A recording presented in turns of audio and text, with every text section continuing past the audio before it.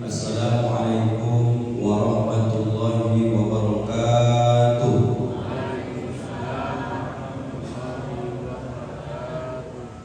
Alhamdulillahi rabbil alamin, wassalatu wassalamu ala asyrafil anbiya'i wal mursalin, sayyidina wa maulana Muhammadin wa ala alihi wa sahbihi wa sallim ajma'in. Asyhadu an la ilaha illallahul malikul haqqul mubin wa asyhadu anna Muhammadar rasulullahi shadiqul wa'dil amin. Subhanaka la ilma lana illa ma 'allamtana innaka antal alimul hakim. Wa qala rabbi shrah li sadri wa yassir li amri wahlul 'uqdatam min lisani yafqahu qawli. Shadaqallahul azim. Orang-orang tua kami, para alim, para ulama, tokoh masyarakat, nenek mama, pemerintah desa yang sangat kami hormati dan kami muliakan, serta kami doakan kepada Allah semoga kita semua yang hari ini masih diberi Allah kesempatan hidup bisa kita manfaatkan semaksimal mungkin, mengumpulkan amal-amal soleh sebagai bekal kita besok menghadap Allah Subhanahu wa ta'ala. Asbab amal soleh ini semoga kita semua besok diwafatkan Allah sesuai dengan doa imam kita tadi, Allahumma khtim alaina bi husnil khatimah. Wafatkan kami ya Allah dengan kematian akhir yang sangat baik. Wala takhtim alaina bisu'il khatimah. Jangan matikan kami ya Allah dengan seburuk-buruk akhir dari kehidupan. Mudah-mudahan kita yang istiqomah melakukan amal soleh tidak jauh pula kematian kita dari kebaikan yang insya Allah berjumpa dengan Allah, kita diridhoi Allah, kita juga ridho bergandeng tangan besok masuk surga bersama Nabi Muhammad sallallahu alaihi wasallam. Amin ya rabbal alamin. Bapak Ibu yang dimuliakan Allah, apa kabar pada subuh ini semua? Sehatnya Bapak Ibu? Alhamdulillah sehat. Kita lanjutkan kajian hadis kita pada subuh ini tentang berbagai macam yang Rasul sampaikan dalam hadis riwayat Imam Ahmad. Orang-orang yang disebut hamba yang paling mulia atau yang disebut nanti orang yang paling kaya. Baru kemarin waktu subuh di bulan lalu baru dua yang kita bahas. Insya Allah subuh ini akan kita lanjutkan kajian hadis ini. Mudah-mudahan nanti menambah kirah semangat kita dalam beramal insya Allah. Bismillahirrahmanirrahim. An Abi Hurairah radhiyallahu anhu qala, dari Abi Hurairah, mudah-mudahan Allah meridhoinya, bersabda Rasulullah sallallahu alaihi wasallam, ittaqil maharima takun a'badan nasi. Takutlah kamu, kata Rasulullah, kepada hal-hal yang diharamkan oleh Allah, maka engkau akan menjadi hamba sebaik hamba di antara manusia. Dulu sudah kita terangkan hal ini. Segala yang diharamkan oleh Allah, maka orang bisa menahan diri dari hal itu bertanda baru mendapatkan status hamba Allah Subhanahu wa ta'ala.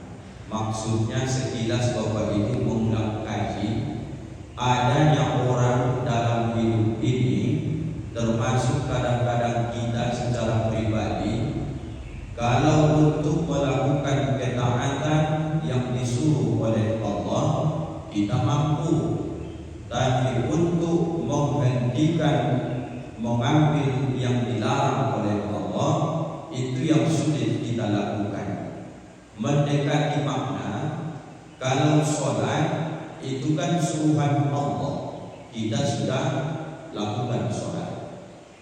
Puasa juga suruhan Allah, kita sudah lakukan.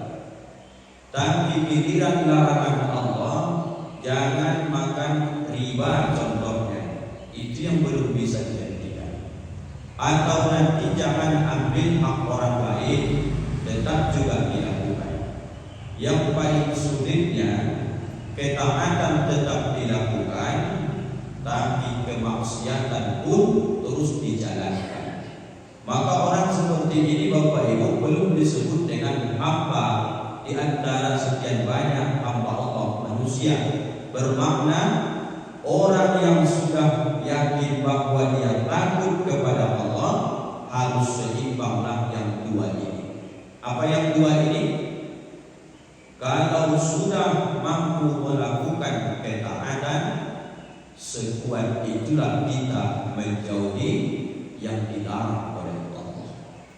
Jangan timpang, yang disuruh dilakukan, yang dilarang pun dia tetap lakukan. Maka nanti kalau ditimbang amal, logikanya dia akan balance. Dalam arti sholat lanjut, membicarakan aib orang pun lanjut. Apakah pahala sholat ini yang akan dipindahkan ke dosa menggibah, memfitnah? Maka ditimbang amal, pahala sholat tetap ada, dosa menggibah juga tetap ada. Artinya pada akhirnya nanti akan tekor, derau paling tidak bisa masuk surga, tak pula masuk neraka. Pernah kita kaji dulu dalam Al-Quran itu adanya tempat di antara surga dan neraka. Apa nama tempat itu Pak Ustaz? Ada dalam Al-Quran, nama surahnya surah Al-A'raf atau yang terangkat. Jadi Bapak Ibu, ini yang harus kita perjuangkan ini. Kalau sudah taat kepada Allah, sekuat itu pula kita jauhi larangan Allah. Jangan dibalik sekali lagi. Setaat-taatnya kita melakukan perintah Allah dan kita pernah peduli dengan larangan Allah, pada akhirnya kerugian yang akan kita peroleh di hadapan Allah. Pagi ini sudah sungguh-sungguh melawan rasa ngantuk. Ada bangun jam 2, jam 3, jam 4 untuk tahajud. Bagaimana sulitnya melakukan ketaatan itu, berjuang melakukan ketaatan itu, seperti itu pula lah Bapak Ibu menahan diri ini jangan sampai melakukan maksiat kepada Allah.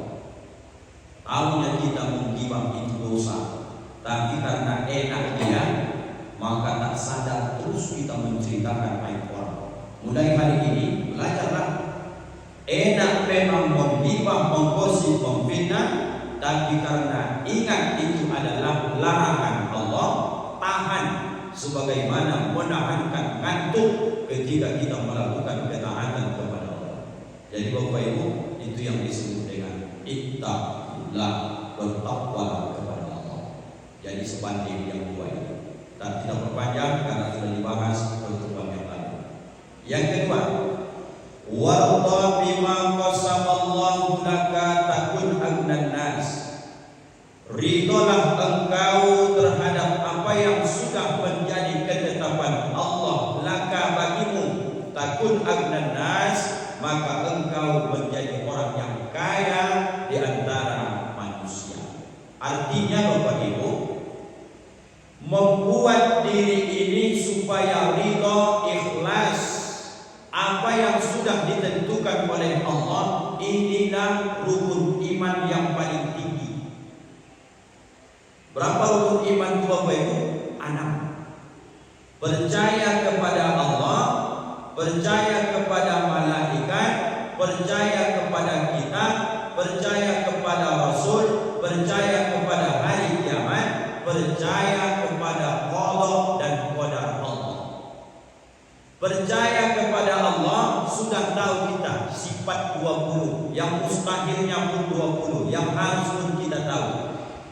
Percaya juga kepada kitab Allah, kita Allah yang Dia turunkan berupa suruh pun kita paham. Percaya kepada malaikat Allah sampai sifat-sifat dan nama malaikat pun kita tahu insya Allah. Percaya kepada hari kiamat pun kita tahu perjalanan prosesnya. Tapi percaya kepada qada dan qadar Allah, percaya kepada yang ditetapkan oleh Allah, disinilah banyak orang yang tidak mampu Bapak Ibu meyakininya secara utuh. Contohnya, kalau Bapak Ibu masih merasa silau dengan nikmat yang Allah berikan kepada saudara kita, arti silau itu cemana Ustaz? Lebih kaya tetangga itu ketimbang kita. Maka dalam hati muncul, Allah ni nampaknya pilih-pilih kasih ini. Yang bekerja keras saya tengok saya, dia santai-santai saja. Merantau ke ujung batu tahun sama, menikah pun hanya beda bulan saja. Tapi rezekinya jauh lebih hebat, jauh lebih banyak dikasih Allah. Maka muncul dalam hati Bapak Ibu, jangan-jangan Allah ini tidak adil Dia bagi rezeki ini. Jangan-jangan itu menunjukkan sudah buruk sangka sama Allah. Buruk sangka itulah Bapak Ibu menunjukkan engkau tidak menerima tentang apa yang sudah ditakdirkan oleh Allah. Disitulah masalah tauhid itu disebut. Jadi kalau mengenai tentang beriman kepada Allah, sudah lulus kita insya Allah Bapak Ibu. Tapi tentang masalah rezeki yang kita contohkan yang diberi Allah kepada orang lain, kemudian kita tidak ridho dengan keadaan kita hari ini dibuat Allah, muncul dalam hati menggerutu. Kenapa dia lebih pintar dari saya? Kenapa dia lebih kaya dari saya? Kenapa rezekinya lebih lancar dari saya? Kenapa dia lebih dari saya? Makna itu, maka dia mulai protes dengan Allah. Orang yang protes dengan Allah, apa kata Allah dalam hadis qudsi? Siapa yang tak ridho dengan ketentuanku, kata Allah, silahkan dia cari Tuhan selain daripada aku. Bayangkan itu. Jadi awal ini sistemnya hamba ini Bapak Ibu, sistem menerima sebenarnya. Yang awak lakukan, apa yang dia suruh awak kerjakan, apa yang dia larang awak tinggalkan. Kemudian keputusan itu ada sama dia, terserah Allah. Mau dikasihnya kita miskin, terima saja. Dikasihnya kita nikaya, alhamdulillah. Dikasihnya penyakit, terima saja. Maka sering dikaji hadis ini, menakjubkan orang yang beriman, sifatnya ini akan berputar-putar dengan dua perkara. Asal kau dapat nikmat, bersyukur dia kepada Allah. Asal dia dapat sesuatu yang tak enak, tak sesuai keinginan, maka dia bersabar dengan Allah. Sabar di sinilah Bapak Ibu letaknya, wallah bima qasamallah, ridho dengan apa yang sudah ditetapkan oleh Allah. Kalau ada kita yang hadir ini sudah merasa ridho dengan apa yang diberikan oleh Allah, apapun hari ini bentuk kehidupan dan rezeki yang ditetapkan Allah, ikhlas, lapang hati, tidak merasa menggerutu dalam hati tentang apa yang ditetapkan Allah sampai hari ini, agnan nas, engkaulah sebenarnya orang yang paling kaya di antara sekian banyak manusia. Makna kaya di sini apa nih Pak Ustaz? Orang yang paling bahagia, paling senang dalam kehidupan ini. Tidak ada lebih dari itu lagi Bapak Ibu. Jadi Bapak Ibu yang dimuliakan Allah, harus kita pahami betul-betul bahwa orang kaya, orang miskin, orang sehat, orang sakit, laki-laki, perempuan, anak-anak, remaja, dewasa, orang tua, kakek, nenek, bapak, ibu, semua yang bernama manusia di atas dunia ini, kalaulah mau dia sejenak merenung apa yang awak cari dalam kehidupan ini, semua pasti menjawab ketenangan Bapak Ibu. Lalu di mana letak ketenangan itu dalam hati. Apa isi hati ini supaya tenang? Dia ridho dengan apa yang ditetapkan oleh Allah Subhanahu wa ta'ala. Senanglah, tenanglah hidupnya itu. Kalau sampai dia selalu menengok yang lebih dari orang ketimbang dia, saat itulah ketenangan, kebahagiaan itu hilang daripada dirinya. Itulah yang menimbulkan darah tinggi, itu yang menimbulkan asam urat, itu yang menimbulkan penyakit jantung koroner. Apa kaitannya? Karena koneknya hati tak lulus dari penyakit-penyakit yang ada dalam dirinya. Berhati-hati Bapak. Maka nomor 2 ini bentuk ditanamkan dalam diri kita. Ya Allah, yang pertama caranya saya berbaik sangka dengan apa yang sudah Kau berikan ya Allah. Apapun hari ini yang terjadi, ini pasti yang terbaik ya Allah. Tugasku hanya ikhtiar, berusaha, aku doa, aku serahkan kepadamu, namanya tawakal. Terserah Engkau ya Allah, apa yang Kau takdirkan dalam kehidupan ini. Mau miskin, mau kaya, yang penting aku ridho apa yang Kau berikan ya Allah. Takun agnan nas, jadilah Engkau apa yang paling bahagia, paling kaya di antara manusia. Yang ketiga Bapak Ibu, wa ahsin ila jarika takun mu'minan, dan berbuat baiklah kamu ila jarika kepada tetanggamu, takun mu'minan, maka engkau jadi seorang yang beriman. Kenapa Bapak Ibu dikaitkan Rasulullah taruhan iman dengan berbaik kepada tetangga? Karena memang dalam hadis yang lain pun, la yu'minu ahadukum, tidak berimannya seorang di antara kamu kecuali dia bisa aman dari gangguannya apa yang disebut dengan tetangganya. Bermakna hadis itu Bapak Ibu, orang bisa diukur tingkat keimanannya kalau kita, mohon maaf, bertanya kepada orang yang di samping rumahnya. Pemahamannya mudah ini Bapak Ibu. Kalau ingin Bapak Ibu tahu Ustaz Rangkuti ini baik atau tidak, Bapak Ibu jangan tanya sama saya. Sekali lagi Bapak Ibu, kalau Bapak Ibu ingin tahu Ustaz Rangkuti ini baik atau tidak, Bapak Ibu jangan tanya sama saya. Maka saya akan menjawab, saya baik. Tapi ketika Bapak Ibu ingin mengetahui apakah saya ini baik, apakah saya ini orang beriman, tingkatan kajiannya, cari tahu di mana saya tinggal, dan nanti tanya rumah yang paling dekat dengan rumah saya. Itulah jar tetangga saya. Maka tetangga inilah yang memberi kesaksian terhadap diri saya. Kalau tetangga sebelah kiri mengatakan, ya Ustaz itu baik ya, 1 poin. Tanya sebelah kiri, ya Ustaz itu baik ya, dapat 2 poin. Apakah hanya kiri kanan Pak Ustaz? Ada 2 lagi, muka dan belakang. Kalau yang 4 ini mengatakan, memberi kesaksian bahwa kita orang baik, takun mukminan, naik sedikit derajatnya, itulah hakikat orang yang beriman.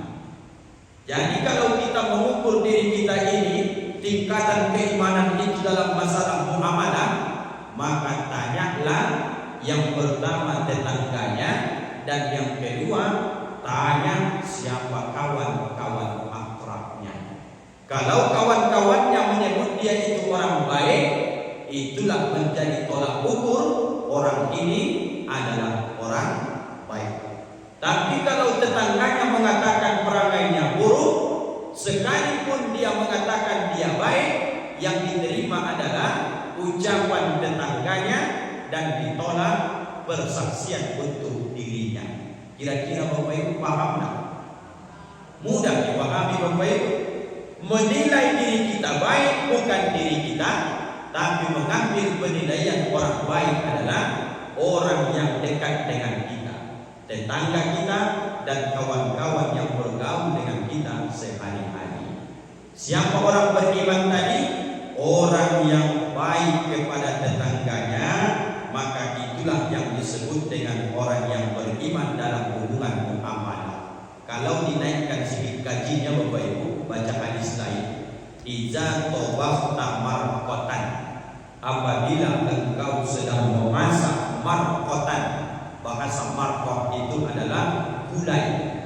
Fa'aksir ma'aha, maka kau banyakkanlah ma'aha, airnya, bermakna kuahnya.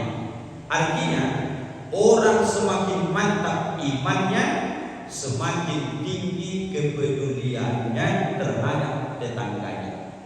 Semakin mantap iman seseorang, semakin paham dia bagaimana cara menjaga perasaan tetangganya.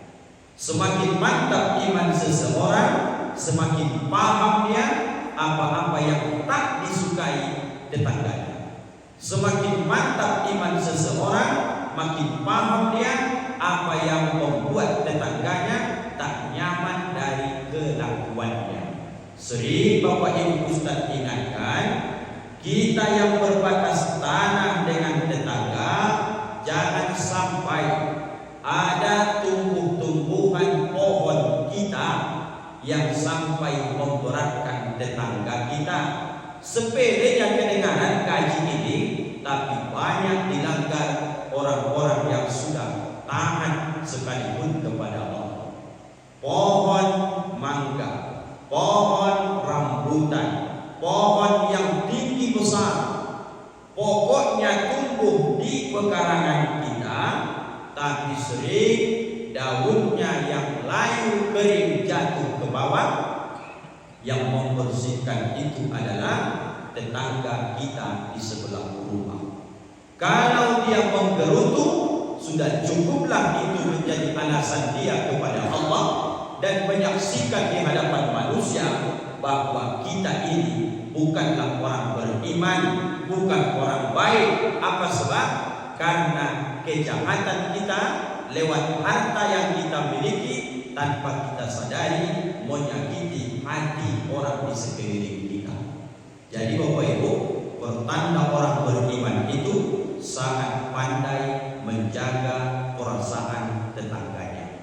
Tidak akan dia ganggu tetangganya. Sebaliknya, malah dia berbuat baik ke tetangga dengan cara apabila dia memasak, sengaja dia banyakkan kuahnya. Untuk apa kuah ini dibanyakkan Pak Ustaz?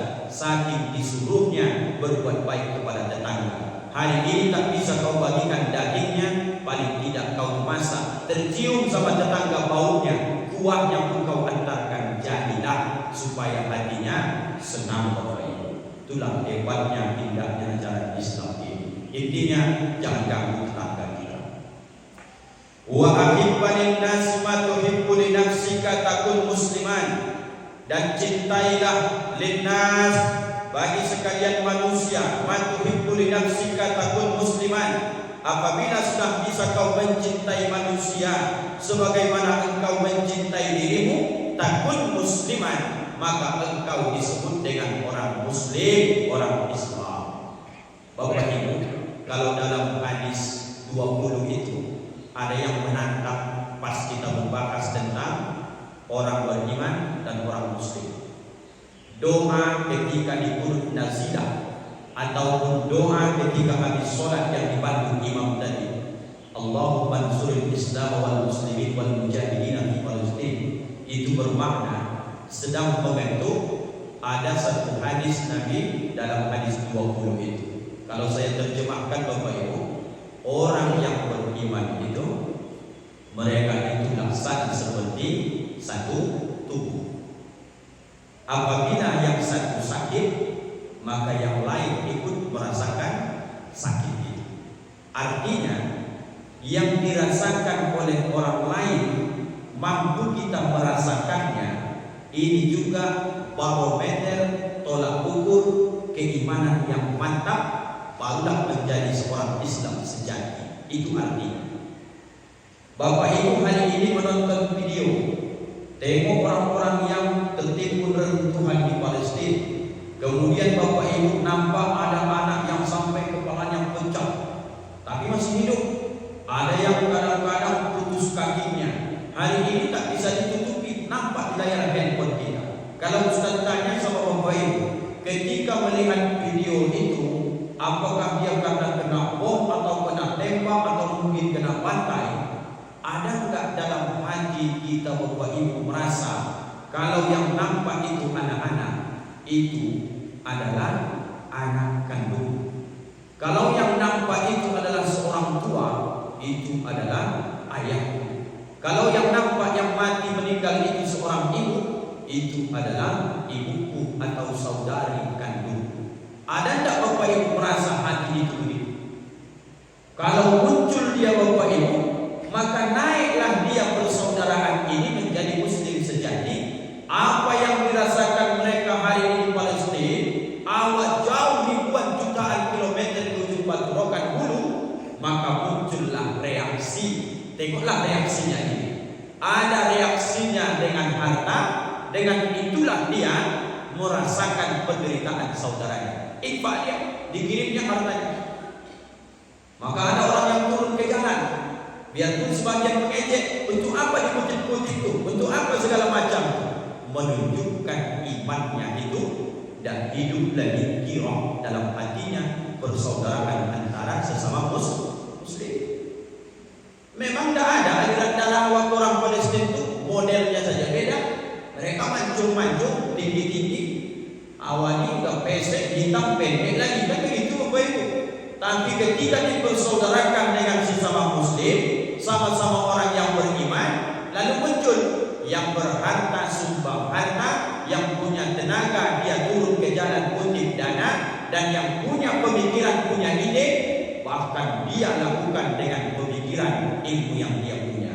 Setidaknya kita Bapak Ibu yang punya media sosial, share-lah supaya banyak orang yang simpati. Yang tak bisa pula YouTube dan bisa men-share, apalagi Pak Ustaz. Satu lagi Bapak Ibu, ad-du'a'u silahul mu'min, ad-du'a'u mukul ibadah. Doa Bapak Ibu, berdoa, jangan sampai berdiam diri. Orang sudah susah payah, kita tidak ada sedikit pun hati terasa terpanggil untuk mendoakan mereka. Padahal Nabi sampaikan, wa ahibbalin nas matuhibbu li nafsika takun musliman. Kau cintai orang lain saudaramu sebagaimana kau cinta terhadap dirimu. Sakit mereka harus sakit kau rasakan. Putus tangannya setidaknya kau rasakan sakit itu. Tertimbun reruntuhan, bayangkan kalau kita yang kena musibah itu. Maka inilah disebut muslim sejati Bapak Ibu. Itulah hebatnya jalan agama ini. Yang terakhir Bapak Ibu, wala tuksirid dhahik fa inna kasratad dhahiki tumitul qalbi. Wala tuksirid dhahik, kata Rasulullah, jangan engkau banyak tertawa. Dalam makna apa Pak Ustaz tertawa ini? Terbahak-bahak. Karena orang yang suka tertawa terbahak-bahak, kata Nabi, tumitul qalbi, dapat mematikan hati. Jadi Pak Ustaz, kalau kita tertawa juga boleh sampai terbahak-bahak ya? Iya. Apa sebab? Karena semakin banyak tertawa, makin melemahkan hati ini ingat dengan Allah. Makin banyak tertawa, makin hilanglah rasa takut kepada Allah dalam hati. Makin banyak tertawa, makin menipislah ingat tentang masalah kematian. Maka dilarang kita Bapak Ibu tertawa terbahak-bahak, sampai kadang-kadang ada yang tertawa sampai terkulek dan segala macam. Itu bukan ajaran Nabi Muhammad sallallahu alaihi wasallam. Senyum Pak Ustaz itu sedekah, malah dianjurkan Nabi. Tertawa boleh Pak Ustaz. Nabi pun dalam hadis pernah Nabi tertawa sampai nampak di gerahamnya. Ada dalam hadis Nabi. Yang dimaksud tertawa ini, tertawa berlebihan sampai terbahak-bahak yang menimbulkan hati makin keras dan bisa dia mati dalam mengingat kematian akan berjumpa dengan Allah Subhanahu wa taala. Hadis ini diriwayatkan oleh Imam Ahmad, dihantarkan oleh